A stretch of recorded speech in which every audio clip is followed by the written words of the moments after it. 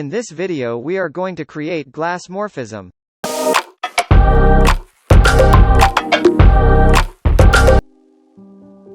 Select a rectangle tool or press R and draw a rectangle. Choose white color and set opacity to 20%. Go to Effects, select Background Blur and set it to 40.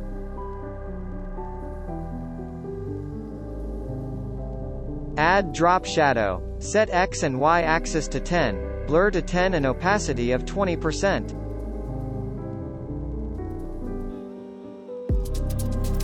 Add stroke.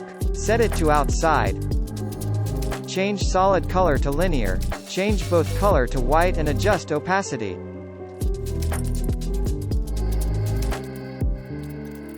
Here we achieved Glassmorphism within 1 minute.